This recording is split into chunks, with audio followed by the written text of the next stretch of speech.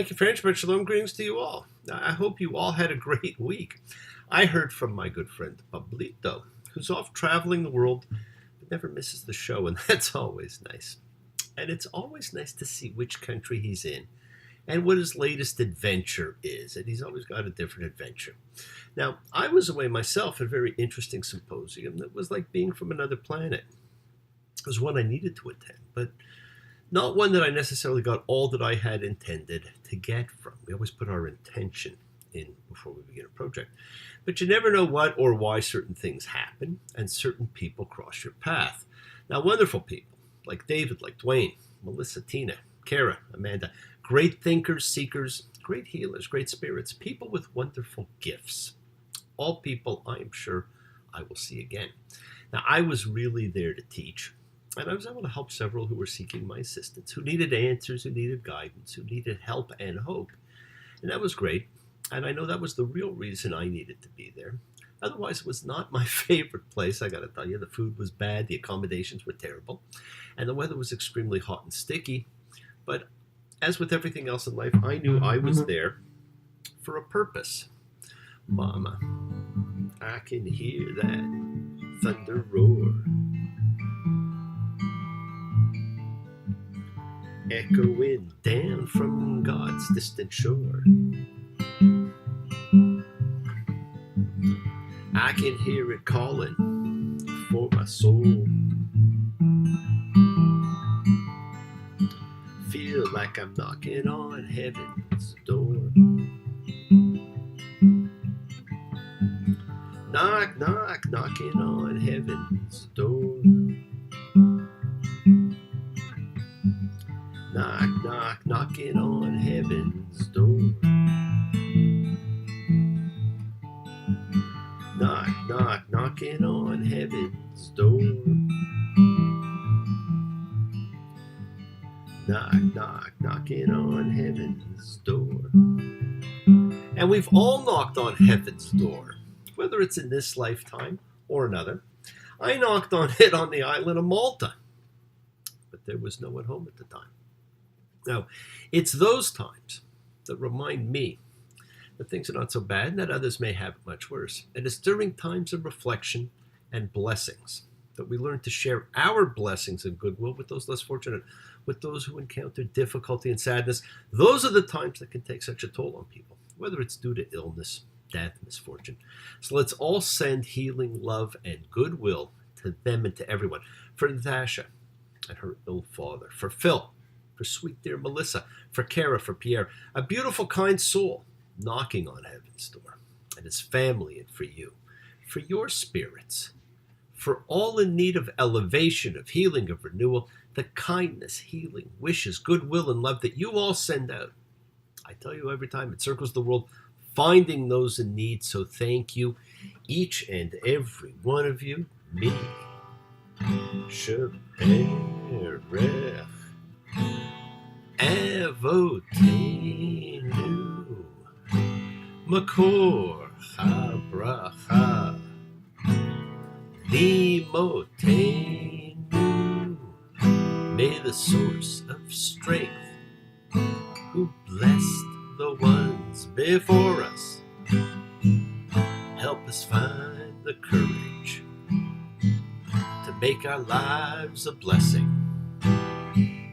The renewal of body, the renewal of spirit, and let us say, Amen. Misha Barak, let us all have our spirits renewed, everyone in the world over. And speaking of renewal, quick reminder that this week we will be having our annual walking meditation labyrinth journey on the 18th of July. It's a chance to go within to seek and find answers, to learn to be mindful, to learn to enjoy the blessings of life. And I will once again record and post the meditation on our site for any who want to join us from another plane. And do not forget that the renewal of spirit is coming together of energy, all energy. And it's coming together as friends, a fellowship, chavura, joining together to express our nature of kindness, compassion, and energy of sharing of thoughts and feelings and hopes and dreams and wishes that unites us all coming together every week in this community house of spirit, Beth Ruach. So once again, please do go ahead and invite everybody that you know, physically or spiritually, emotionally, intellectually, to gather and share from Psalm 133, the Hine Matov. Come together right now. Hine Matov, U'B'nai, She'V'Tachim Gam Yachad. Hine Matov, U'B'nai, She'V'Tachim Gam Yachad. How good and how pleasant it is for brothers and sisters together. Community, community, community, together. So as a community, let us all spread love, goodwill, and fellowship to the entire world. Now, this week is the real red tent tale of the Torah. Strange story about an execution that cements the Aaronic right to the priesthood. So sit back and join me as we read Pinchas. Now, there's two real interesting parts of this parsha that I want to talk about. The first is the idea of the tent that we've been reading about, the famous tent of meeting that houses everything. Now, and the other is the rights of women, specifically addressed in an era when it is believed women had few rights, and the two are kind of connected together here. And you may bypass it, but the parsha ends with a quick summary of holidays, but only with a focus on their appropriate sacrifices. No explanation of them whatsoever, just a list so that you don't forget. And if you forget, well, in a couple of simple paragraphs, all the holidays are listed, and they give you greater insight to how they were observed. And that is all the biblical man needed to know. They just needed to know when and what the sacrifice was. Now, we've changed the nature of their observation and their names over time. And we'll get to that every time we hit one. But this parsha is really an interesting one because it begins at the end of the last parsha. Don't forget the breaks in them is an arbitrary break that was put in by man many, many centuries later. But this one really begins prior to the last one ending, when Pinchas found an Israelite man and a Midianite woman, and it's very specific that they're listed like that, in what we believe was engaged in sexual activity in the tent. Now, it's really strange because do not forget, Moses is actually married to a daughter of a Midianite priest himself. So why is this here? Now, perhaps, and I believe this to be the case, this was added much later. Now, what's fascinating is the terminology. And unless you can take a look at it in the biblical Hebrew, you don't really catch it. But it took place in the kubah, an enclosure, a tent like the tent used to house sacred objects. It was made of red leather. So we therefore think it was the sacred tent that we've been reading about. Numbers 25:8. And he came after the man of Israel into the alcove and stabbed the two of them, the man of Israel and the woman, in her alcove. Now, do not go too quickly. Oops, you just missed the pun that this entire section is built around. See, the Hebrew word kubah is unique to this text, but it's been linked with the Arabic kubeh, which is a small tent of red leather used for cultic purposes or for conjugal purposes. And the English word alcove actually derives from the Arabic al-kubeh. Now, because the term is interpreted here to be the tabernacle, which we were told had red leather, this is a significant violation of the Israelite sanctum. Although in reality, the Mishkan, the tabernacle, is nowhere else referred to as kubah. Okay, now the second occurrence of kubah in this verse appears to be the same word, though it puns on kebah, belly. Now remember, in biblical Hebrew, it's extremely difficult to tell if words are the same or even share the same root. Now, one is justified to understand the second alcove, that she gets stabbed in, as a euphemism for the women's sexual part. She's stabbed in her alcove. Now, several of the medieval commentators follow this line of interpretation, considering this to be a prime karmic example of the principle of measure for measure. Now, the story parts of the Torah are a field day of karmic lessons. And so that's, what the medieval commentators went off on. Now, anyhow, Pinchas, who happened to be Eleazar's son and therefore the grandson of Aaron, kills them with a spear by impaling them. And this act stops a plague that God let loose, which was killing a lot of people and would have wiped out everyone during one of God's threats to kill everybody. And God then guarantees the descendants of Aaron the priesthood because of this action. Numbers 25:11. Pinchas, son of Eleazar, son of Aaron, the priest, has turned back my fury from the children of Israel by his carrying out my jealousy among them, so I didn't finish the children of Israel in my jealousy. Therefore say, here, I'm giving him my covenant of peace, and it shall be his and his seeds after him, a covenant of eternal priesthood, because he was jealous for his God, and he made atonement for the children of Israel. Well, eternal reward for a family that already had eternal reward for killing. Well, I leave that to you. This is definitely then one of the X-rated parts of the Torah. And aside from being part of the tabernacle covering, the red tent was a symbol of sexual activity in the ancient Middle East. And many ancient cults involve sexual activity and sacred prostitutes, a term we have seen in the Torah before, particularly in the story of Joseph's brother Judah and Tamar, way back in Genesis, that took up a whole part of a section for nothing other than to talk about, sacred prostitution.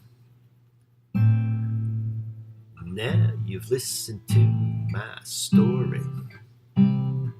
Here's the point that I have made. Chicks were born to give you fever, be it Fahrenheit or centigrade, they give you fever. When you kiss 'em, fever if you live and learn. Fever till you sizzle, what a lovely way to burn. Now that was the great Peggy Lee version of Fever, and she rewrote the words and made it a sexier song. But I did have the joy of seeing the one and only Elvis do this in Las Vegas back in 1973. Now back then there was only one Elvis in Las Vegas. What a show he put on. Well, after this, another quick census is done.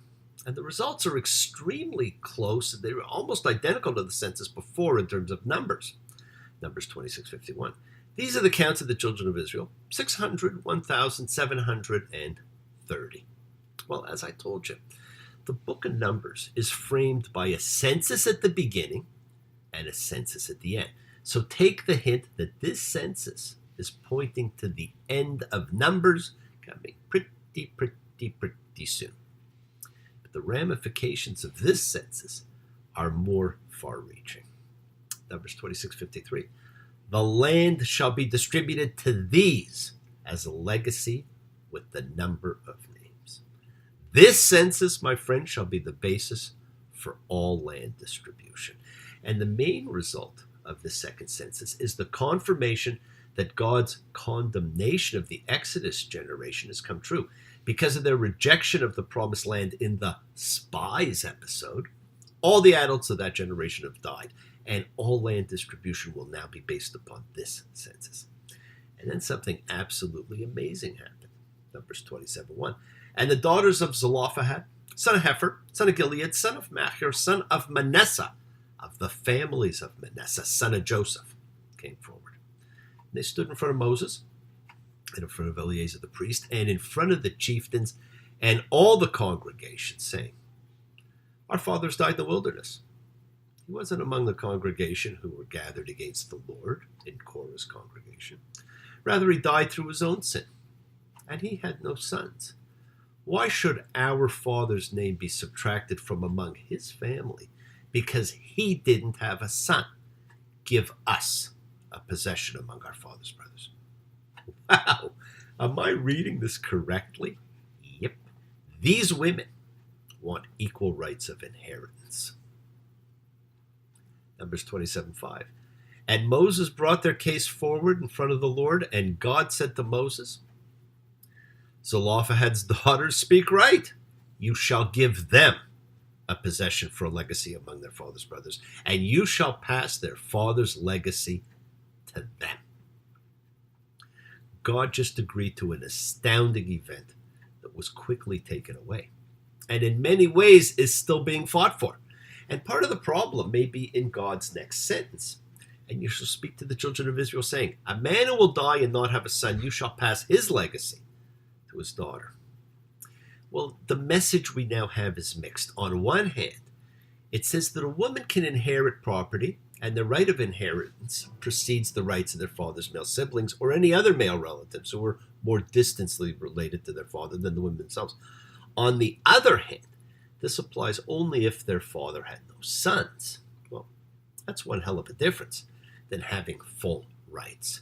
Now, the eternal debate is, was this part of God's initial instruction? Or could this have been added by the editors later to reinforce the law as it had already developed? Social transformations, my friend, take time. Generations, centuries, even millennia. Now, make no mistake, this was the beginning. We were all there. This was the striking of the chimes of freedom for women the world over, tolling for the deaf and blind, tolling for the mute, for a mistreated maidless mother of a mistitled prostitute, for the misdemeanor outlaw chained and threatened by pursuit. And we gazed upon the chimes of freedom flashing. And they're still flashing today. Yes, the world is sacred. So is everything in it. Express your gratitude, light a candle, make a wish. Celebrate your life and the lives of those that you love. Share your feelings with them. Live free, be free, honor your freedom. Be well, be happy, be blessed.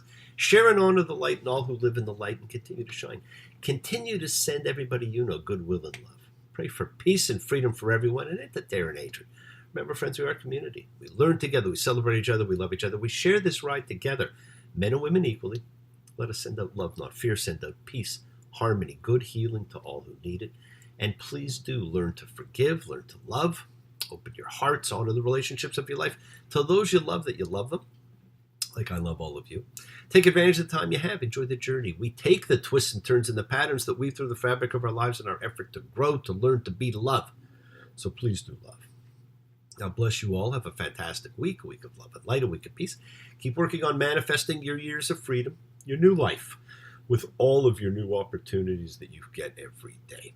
Now remember, we do set in motion all that happens in our lives. Our intention, our caveat, our cause, our effect, everything's linked. As I've said, you always have time to forgive and to be forgiven. You do have the knowledge of what is good and bad, so acknowledge what you have done wrong to yourself, to God, and to any person you've wronged, and ask forgiveness. Do so with sincerity, accountability, and vulnerability. Forgive those who have hurt you as you learn to be forgiving and to be compassionate. Do not stop your journey. Do not stop moving towards your promised land. Keep on dreaming, keep on being, keep sharing, keep shining, keep teaching. Keep spreading joy and goodwill. Do not follow fear, follow love. It's always in front of you. It's the answer to everything. And remember to have faith and unwavering adherence to principle, just as I have faith in the principle of love and in all of you. Now, act with purity of heart and mind. Despise none. Defraud none. Hate none. Cherish all. Honor every child of God, every creature of the earth.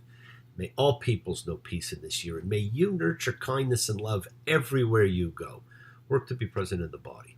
Expand your heart, quiet your mind, because the deepest source of real power is in consciousness, mindfulness, and your ability to be present in all circumstances. Make the most of your time in this life. Recognize your ability to be a contagion of holiness, to touch and transform the lives around you. You are forever blessed, and you have the ability to bring blessings to everybody that you meet. Health, love, renewal to everybody you come across. We are all energy, and energy cannot be destroyed. It can only be transformed. Mama towed my barge down to sea. Pull it down from shore to shore. Two brown eyes looking at me. Feel I'm knocking on heaven's door. We are with you, Pierre. Friends, enjoy life. Spread the blessings you've been given. Embrace love, not fear. Forgiveness, not anger. The great lessons of life. Be there for someone because someone is always there for you, whether you know it or not. Be happy, be healthy, be helpful, be kind, and be loving. Until next time, Shabbat Shalom and blessings to you all. Take care. Bye.